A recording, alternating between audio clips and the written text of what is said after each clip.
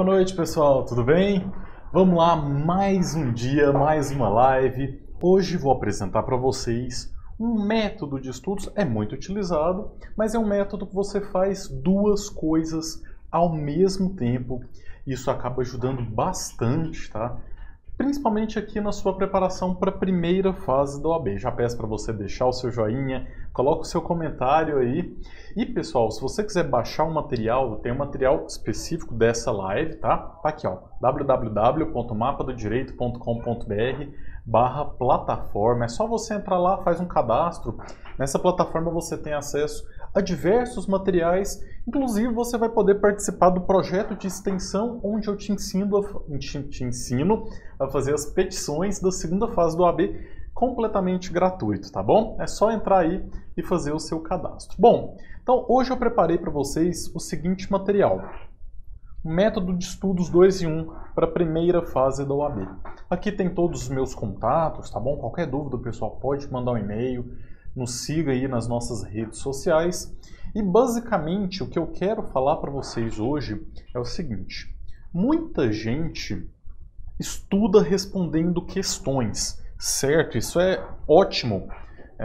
Estudar respondendo questões é, sem sombra de dúvidas, a melhor forma de se estudar para a primeira fase da OAB. Só que quando você estuda respondendo questões, você pode fazer algo a mais que vai potencializar os seus estudos. E aí, basicamente, o que você vai fazer é o seguinte: você vai estabelecer qual é um assunto que você vai estudar, e aí você vai pegar dentro, qual disciplina, né? Primeiro, qual a disciplina que você vai estudar. Dentro daquela disciplina, você escolhe um assunto e pega uma questão, só uma questão. E aí a gente vai fazer aqui para eu poder te mostrar o porquê que vale tanto a pena você utilizar essa estratégia, tá bom? Eu separei duas questões da primeira fase do OAB para a gente trabalhar hoje. Então, primeira coisa, escolher uma questão. E aí fica aí, não sai daí, porque no final, quando a gente estiver respondendo essa questão, você vai entender a grande vantagem dessa técnica, tá bom? Olha só, eu já vou colocar aqui essa primeira questão. Primeira questão é uma questão de processo do trabalho, tá? Acho que a letra está um pouquinho pequena, deixa eu tentar aumentar um pouquinho essa letra aqui. Acho que agora melhorou.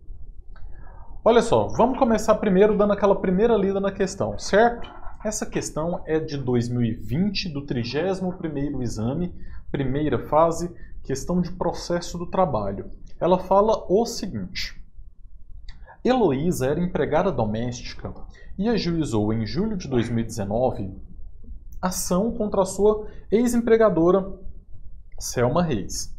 Após regularmente instruída, foi prolatada sentença julgando o pedido procedente em parte. A sentença foi proferida de forma líquida, apurando o valor devido de R$ 9.000 e custas de R$ 180. A ex-empregadora, não se conformando com a decisão, pretende dela recorrer. Indique a opção que corresponde ao preparo que a ex-empregadora deverá realizar para viabilizar o seu recurso, sabendo-se que ela não requereu gratuidade da justiça porque tem boas condições financeiras. Alternativa A falou o seguinte: tratando-se de empregador doméstico, só haverá necessidade de recolher as custas. Alternativa B: deverá recolher integralmente as custas e o depósito recursal. Alternativa C: por ser empregador doméstico, basta efetuar o recolhimento do depósito recursal.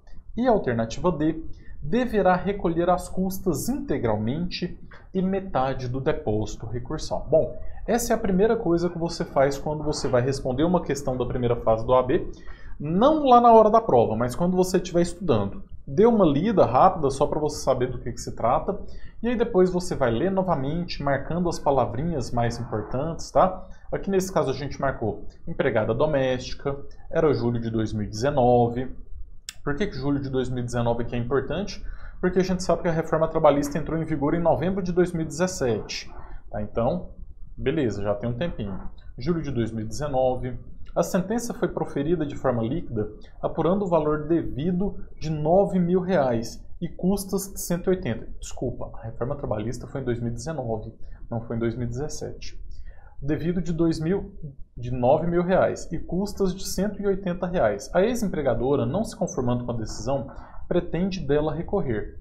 Indique a opção que corresponde ao preparo que a ex-empregadora deverá realizar para viabilizar o seu recurso, sabendo-se que ela não requereu gratuidade de justiça porque tem boas condições financeiras. Eu estou fazendo uma grande confusão com os anos aqui. A reforma trabalhista é de novembro de 2017, não é de 2019, 2017. Beleza, já tem um tempinho isso aí. Vamos lá. Aqui eu marquei, na alternativa A, falou que só tem necessidade de custas. Na B, falou que é integralmente as custas e o depósito. A C, fala que só precisa o depósito. E a D, custas integralmente e metade do depósito. Beleza, então a gente já sabe. Eu sempre estou falando para os meus alunos o seguinte: tenta entrar na cabeça do examinador, né? Você tem que pensar como se você fosse o examinador. O que ele quer saber de você nessa questão? Nessa questão ele quer saber se o empregador doméstico tem que pagar custas e depósito recursal, ou se é só custas, ou se é só depósito recursal. É basicamente isso que ele quer saber de você. Aí entra a pesquisa no Vaidemecum. A gente vai começar a pesquisar no Vaidemecum. Só que a pesquisa no Vaidemecum aqui não é só para você encontrar a resposta correta. Você vai fazer um algo além, um algo a mais, e aí que entra a grande jogada para você aproveitar a realização das questões com algo a mais nos seus estudos, tá? Mas vamos tentar encontrar primeiro essa resposta aqui no Vaidemecum. Olha só, aonde que a gente vai pesquisar? Primeiro a gente vai pesquisar na CLT. A gente pesquisa na CLT. Como que a gente faz, pessoal, para encontrar os fundamentos no Vaidemecum? Existem algumas maneiras. A primeira maneira delas é você pesquisar no índice remissivo. Porque no índice remissivo você vai pelas palavrinhas-chave, né? Então vamos fazer isso. Vou colocar aqui o meu Vaidemecum na tela e vamos tentar encontrar aqui no índice remissivo da CLT a resposta para essa questão. Olha só, aqui no índice remissivo, claro, é uma questão que está falando sobre empregado doméstico, então vamos pesquisar por empregado doméstico e vamos ver se tem alguma coisa falando sobre custas. Aqui, empregado doméstico, tem algumas palavrinhas? Tem, mas aqui não tem nada falando sobre custas, então para mim não resolveu o meu problema. Bom, já que a questão trata de custas, vou pesquisar por custas também. Custas. O que eu quero? Custas eu quero alguma coisa específica sobre empregador doméstico. Aqui tem cálculo, deserção, caracterização e vem trazendo algumas palavras aqui, mas não está trazendo algo específico sobre empregador doméstico. Então, para mim também não adiantou. A questão ela também fala em depósito recursal. Vamos ver se tem alguma coisa de depósito recursal aqui. Depósito prévio, depósito para recurso, credenciamento, exigência ao segurador, prazo. Também não é o caso, não é o que a gente está procurando. Vamos tentar procurar por recursos, porque aqui fala que tinha um recurso, né? Vamos ver se a gente encontra alguma coisa. Recurso, recursos. Recursos também aqui não está falando nada sobre custas especificamente para empregador doméstico, né? Aí a gente volta para analisar, beleza, você não encontrou o fundamento. E aí, vai ficar por isso mesmo? Não, tem outra maneira. Tem outra forma quando você não encontra no índice sistemático, no índice remissivo. E tem muita gente que não sabe utilizar essa outra estratégia, que é utilizar o índice sistemático. Para quem não sabe, os códigos, né, Constituição Federal, Código Civil, Código Penal, CLT, eles têm um índice sistemático que traz os títulos, os capítulos. Então, assim, dá para você, as seções. Então, você consegue ali tentar se situar dentro da legislação para encontrar os fundamentos corretos. Vamos tentar encontrar aqui nesse caso? Então, olha só. Beleza, aqui no índice sistemático, no índice remissivo, eu não encontrei.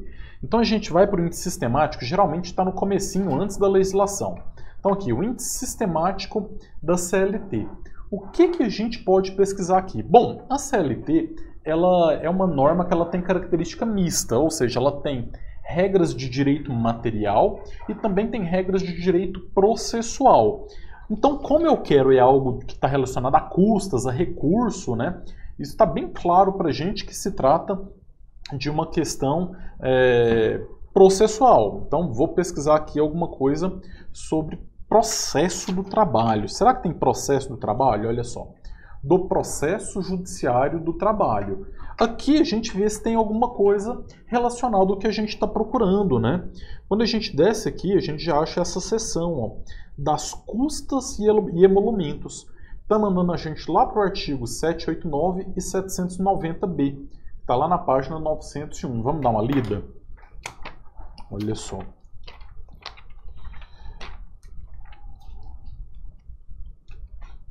Bom, aqui tem a seção, olha só, então tem o capítulo do processo do trabalho. E aí a gente tem essa seção 3 das custas e emolumentos. Aí sim vai entrar o segundo momento que eu acho que é muito interessante para quem está estudando aí para a primeira fase. Porque vamos lá, você está respondendo uma questão estudando. Você está estudando respondendo uma questão. E aí tem momentos e momentos. Tem aquele momento que você só quer responder um monte de questão. Beleza, tranquilo. Vai responder 50 questões, 80 questões? Ótimo, é muito bom. Isso você vai aprender bastante fazendo isso. Já falei aqui como você faz para realmente aproveitar os seus estudos com questões. Em outras lives a gente já falou muito sobre isso. Vai ter outro momento que você vai fazer um simulado. Beleza, no seu simulado você não vai estar utilizando o Vademecum, por óbvio que não. Mas tem aquele momento que você precisa dar uma revisada na matéria. Então vamos supor que você está ali já próximo da reta final para os estudos, faltando aí um mês, 15, 20 dias para chegar à prova. E aí você fala, vou fazer uma revisão de processo do trabalho.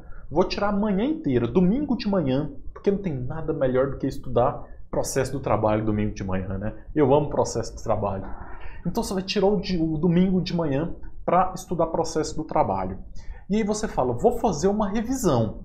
Só que se você simplesmente ficar pegando o Vademecum e sair lendo, isso é muito cansativo. Você vai se estressar, você não vai conseguir estudar por muito tempo. Às vezes, se você só ficar assistindo videoaula, não é o momento, porque videoaula é para você aprender. Você já sabe, você só quer fazer uma revisão. E aí é onde entra essa estratégia, porque olha só, você pega uma questão de um assunto determinado, esse fala de custas. A gente vai tentar responder essa questão e ao mesmo tempo fazer uma revisão sobre custas no processo do trabalho. Como assim? Bom, voltamos aqui. A gente já sabe que a questão fala de custas, você já achou a seção que trata de custas na CLT? Dá uma lida nos artigos.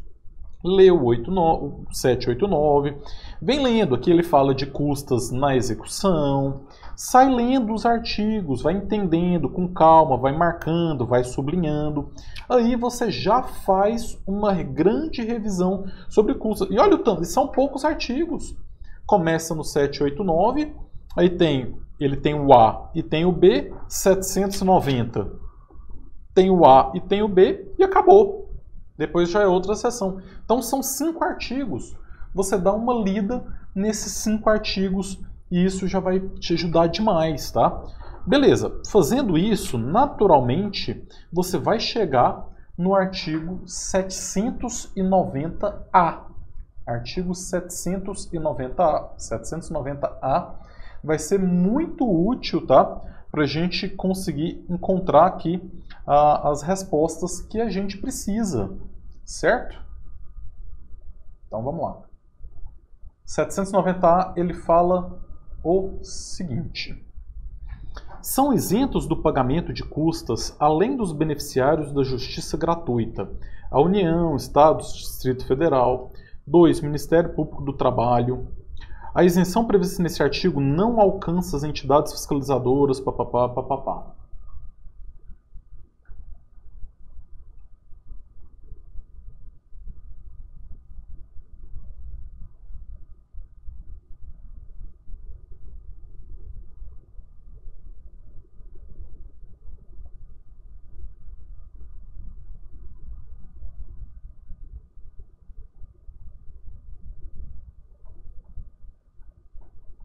Deu uma travada aqui, pessoal. Pera aí, tô tentando destravar aqui. Só um minutinho, viu?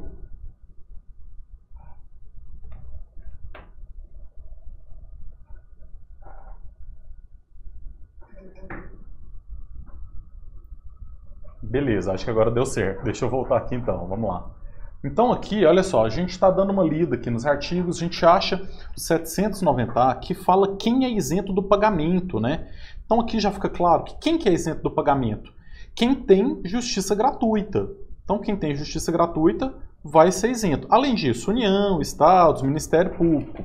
Beleza, aí você continua dando uma pesquisada, continua estudando aqui sobre custas. E aí, só que o problema é que essa questão ela não está falando simplesmente só sobre custas, né? Ela está falando também sobre recursos.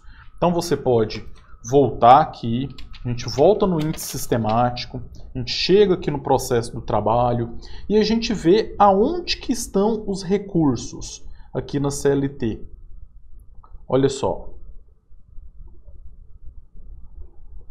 Aqui ele começa a falar, ó, aqui onde tem o dissídio, tem a parte de execução.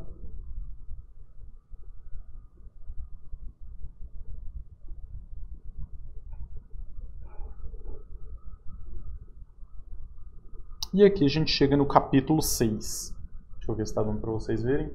Capítulo 6 dos recursos. Estamos na gente do artigo 893 até o 902. Beleza, vamos dar uma olhada nesses artigos também? Então, olha só, aqui você já fez uma revisão sobre custas, lendo os artigos do capítulo da seção das custas. Agora a gente vai dar uma revisada nos recursos, olhando o capítulo dos recursos. Artigo 893, vamos lá nele? Vamos ver o que fala o artigo 893 da CLT. Aqui, pessoal, o artigo 893... é onde inicia o capítulo que trata dos recursos. Então, beleza. Já fez a revisão das custas, agora vamos fazer a revisão dos recursos. Dá uma lida aqui nos artigos dos recursos. Também não são tantos artigos assim, claro que são mais do que os artigos que falam sobre custas, né? Mas não são muitos artigos, não. Até que, eventualmente, você vai chegar aqui no artigo 899 da CLT.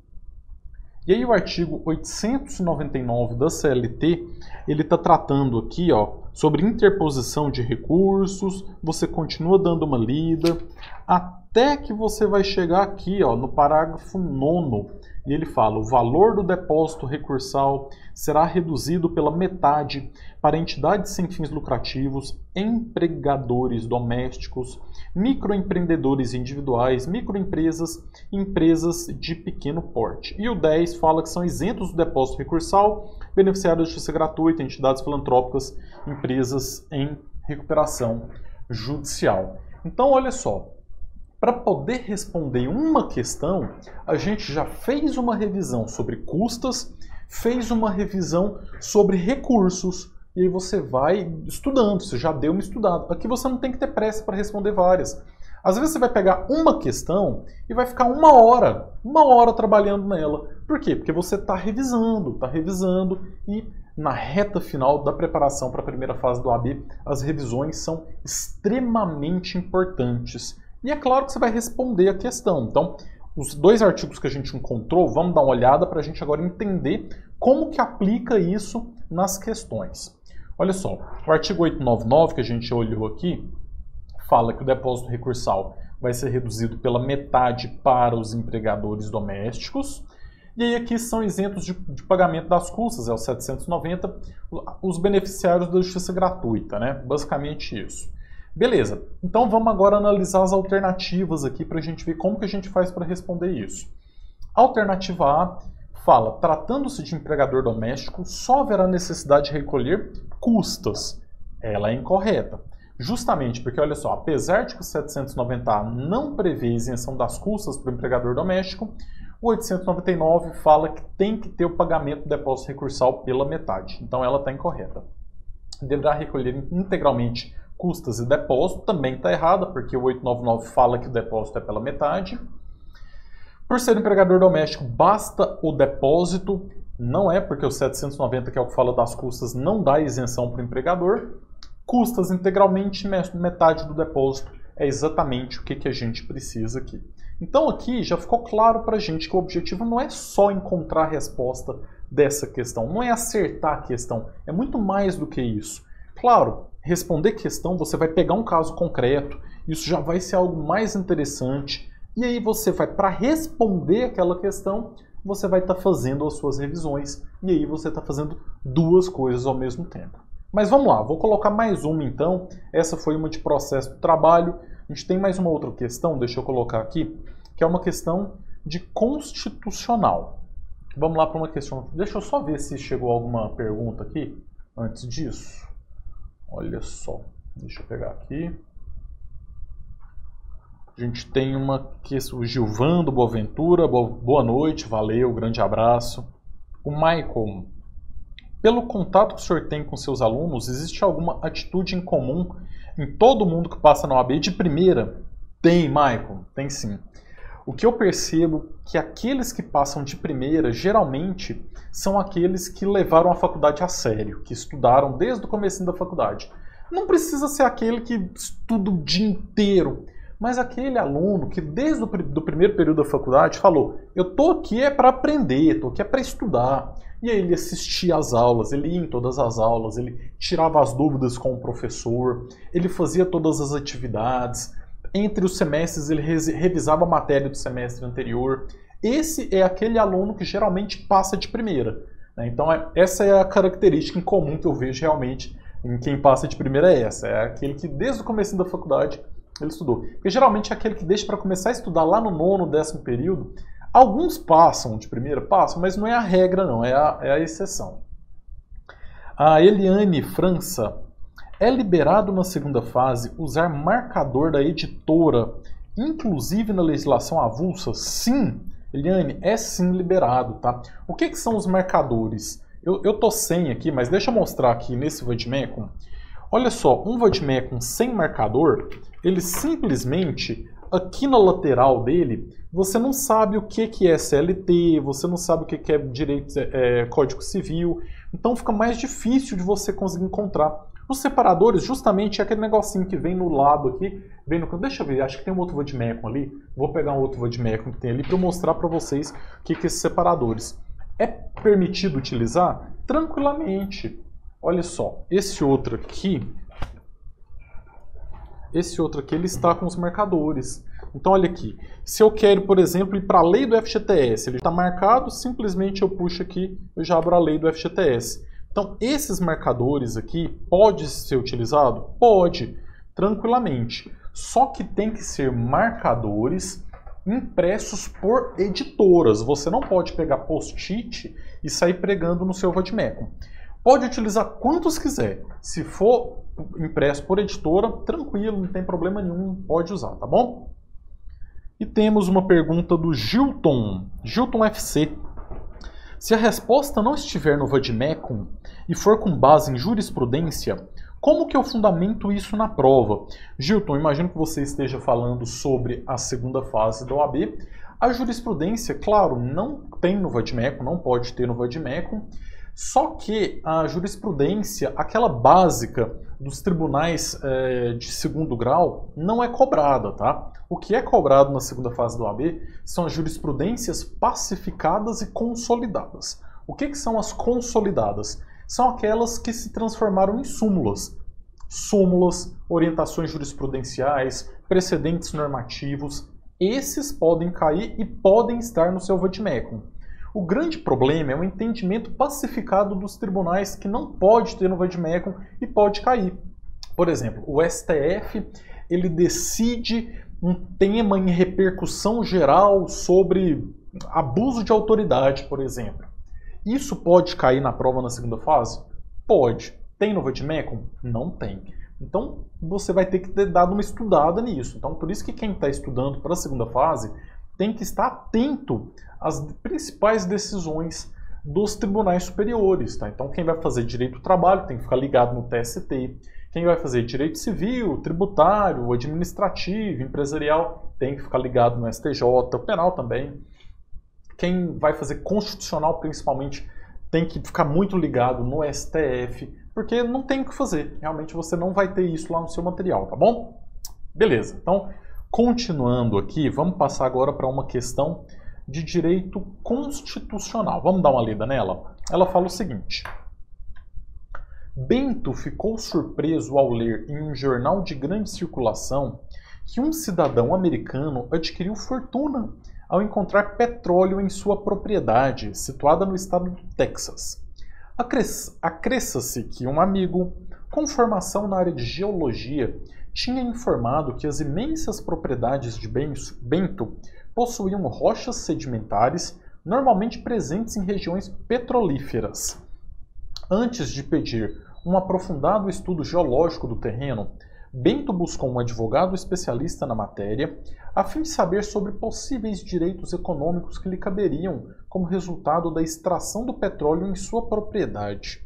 O advogado respondeu que, segundo o sistema jurídico constitucional brasileiro, caso seja encontrado petróleo na propriedade, Bento, alternativa A, poderá, por ser proprietário do solo e por extensão do subsolo de sua propriedade, explorar per si, que é ele mesmo, a atividade, auferindo para si os bônus e ônus econômicos advindos da exploração.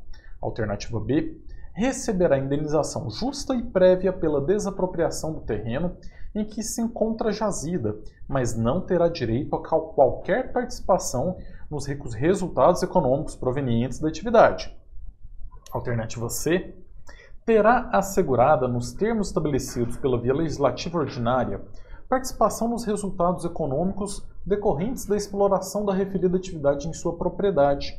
Alternativa D, não terá direito a qualquer participação no resultado econômico da atividade, pois, embora seja proprietário do solo, as riquezas extraídas do subsolo são de propriedade exclusiva da União. Beleza, fizemos a primeira leitura, a gente marca as palavrinhas mais importantes.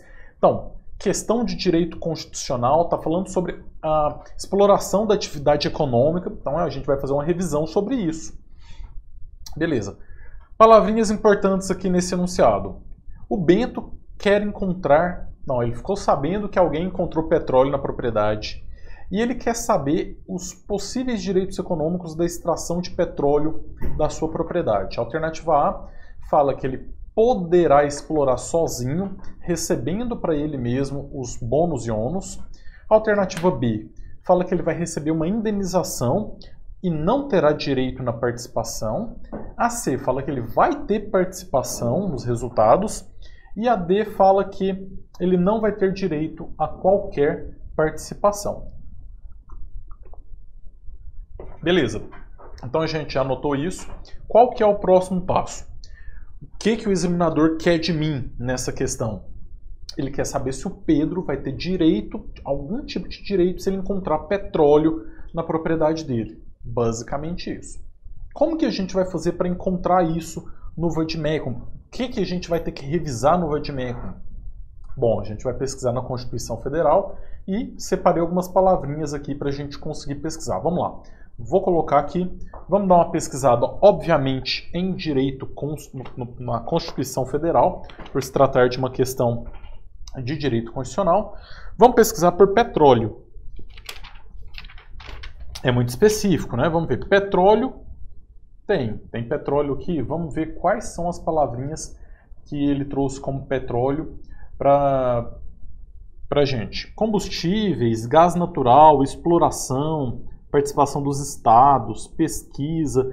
Me parece que não tem nada aqui que nos ajuda. Vamos pesquisar por jazidas, porque jazidas, né, são jazidas de petróleo. Vamos ver se tem jazidas. Tem. Jazidas fala para a gente olhar em recursos minerais. Vamos ver em recursos minerais. Recursos financeiros, hídricos, humanos, públicos. Bom, ele mandou a gente para recursos minerais, mas não tem recursos minerais aqui. Atividade econômica. Vamos ver se a gente tem atividade econômica. Cadê a atividade econômica? Atividade nuclear, intelectual, econômica só está falando de princípios. Então me parece que não é o que a gente está procurando. Mas a gente também pode tentar encontrar alguma coisa no índice sistemático, né? Da mesma forma, a gente vem aqui, vamos dar uma olhada aqui no índice sistemático da Constituição. É muito importante você conhecer ele, porque você vai entendendo como que a Constituição ela é dividida. Então aqui, ó, a gente tem os princípios fundamentais, direitos e garantias fundamentais, organização do Estado, né? Para quem gosta de constitucional, precisa muito estudar isso. E aí a gente tem aqui esse título, ó, que fala da ordem econômica e financeira, e tem um capítulo dos princípios gerais da atividade econômica. Pode ser que tenha alguma coisa relacionada. A gente até achou algo parecido com isso no índice remissivo, né? Mas pelo índice sistemático também chegamos. Vamos dar uma olhada nesses artigos aqui, 170 a 181. Vamos lá. Aqui no artigo 170, ele começa aqui a trazer o título da ordem financeira e econômica e o capítulo dos princípios gerais da atividade econômica. Então aqui você poderia já fazer também uma revisão. Olha só, esse capítulo aqui, ele vem do artigo 170 até o artigo 183. Então são 13 artigos. Rapidinho você estuda, você dá uma lida e você já revisa esse assunto. Você já vai saber tudo sobre os princípios gerais da atividade econômica. Já fez a sua revisão sobre esse assunto e aproveita para responder a sua questão, né? Quando você chega no artigo 176, ó, as jazidas em lavra ou não e demais recursos minerais e os potenciais de energia hidráulica constituem propriedade distinta da do solo, ou seja, é diferente. Né? O que está dentro do solo é diferente do que está no solo. Para efeito de exploração ou aproveitamento e pertencem à União, garantida ao concessionário a propriedade do produto da lavra. Aí você pode dar uma lida nos parágrafos. Parágrafo 2º, é assegurada a participação ao proprietário do solo nos resultados da lavra, na forma e no valor que dispuser a lei. Então tem que vir uma lei para regulamentar isso aqui. Mas quando a gente fez essa revisão, você já estudou um pouquinho então sobre a atividade econômica, exploração mineral e, de quebra, vai conseguir responder a questão. Então vamos lá agora responder essa questão. Olha só. A gente achou o artigo 176, parágrafo 2º. Então, para a gente entender bem ele, olha só, é assegurada a participação do proprietário do solo nos resultados. Então, não é que ele vai vender isso para a União, porque já é da União. O caput aqui fala que é propriedade distinta da do solo, pertencem à União, mas ele vai receber uma participação na forma que a lei dispuser. Então a gente vai interpretar agora as alternativas para tentar encontrar a resposta correta. A letra A, ela falou que ele poderá explorar ele mesmo. Pode? Não, não pode. O artigo não fala isso, então ele não vai poder explorar. Por isso que ela está incorreta, tá bom? Olha só, até porque, olha o caput, fala que para efeito de exploração pertence à União. Só a União pode explorar.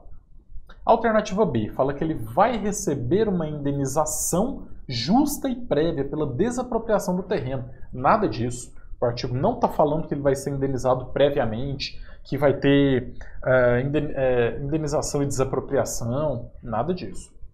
Alternativa C, terá assegurada a participação nos resultados. Perfeito, é exatamente o que o artigo fala. Não terá direito a qualquer participação. Está incorreta, não é essa a alternativa. Então hoje, pessoal, o meu objetivo com vocês era esse. É mostrar uma alternativa àquele estudo maçante, que às vezes você está cansado de ficar fazendo a mesma coisa. Às vezes você cansa até de só ficar respondendo questão.